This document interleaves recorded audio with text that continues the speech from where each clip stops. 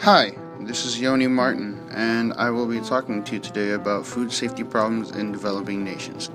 My peer-reviewed article is called China Food Safety Hits the Gutter, and it is by Fengqi Liu and Shuli Wu. First off, gutter oil is a legal cooking oil that has been recycled from waste oil collected from restaurant fryers, drains, grease traps, and slaughterhouse waste.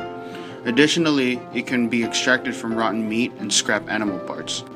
Gutter oil is very profitable, so businessmen distribute it as edible, even though hazardous compounds from reprocessing can harm human health.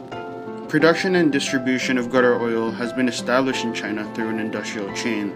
First, raw oil is collected and separated into water and oil.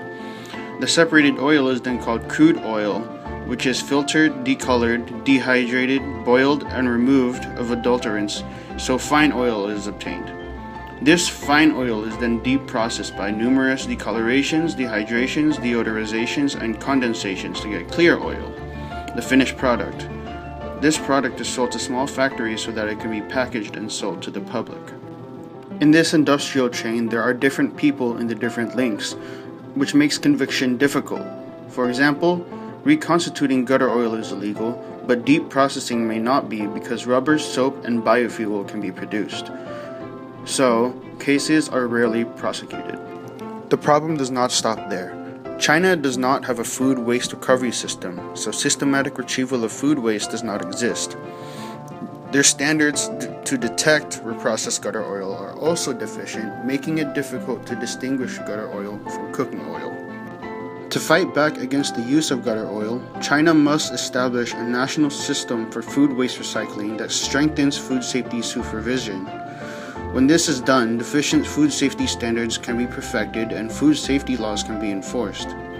These solutions could help to guide other developing countries whose food safety standards and recovery systems are lower as well. This article targets food safety experts because it informs people of the issue of gutter oil in China and how solutions to it may help improve food safety supervision in other developing countries. It is written and organized so that the educated and working adult can understand it. Fengqi Liu and Shuli Wu are the authors of this article, but only Shuli Wu is identified as the corresponding author.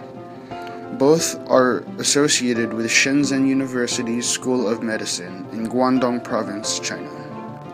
Liu and Wu wanted to inform the general public of the issue of gutter oil in China, how deficient Chinese policy is in terms of a food safety waste system, and what can be done to control the use of gutter oil. The information is eye-popping because it goes in depth and informs readers of a very crude food safety issue that is not so easily fixable. The information was presented very organized because the authors introduced gutter oil, discussed what it was, outlined the production and distribution, examined the difficulties, and offered solutions. I cannot identify any biases because the authors are obviously against gutter oil since it is illegal and disgusting. My popular journal is titled In China, Stomachs Turn at News of 40-Year-Old Meat Peddled by Traders.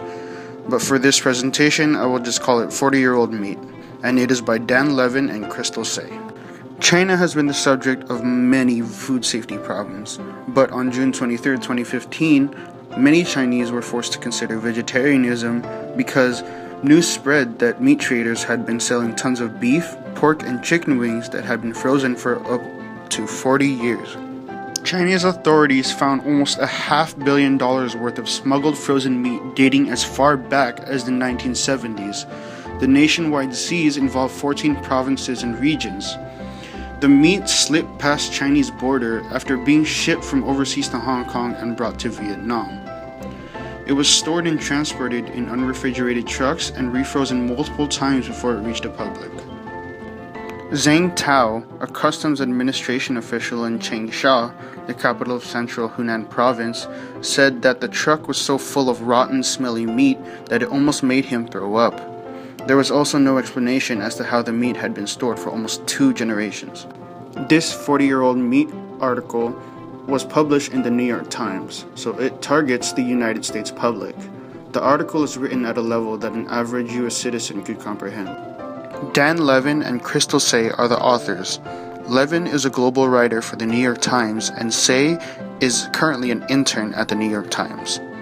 They wrote this article to inform the U.S. public of a recent food safety problem that has occurred in China. The article is meant to keep us up to date with current issues so that we can be aware of what is happening and how it may or may not affect us.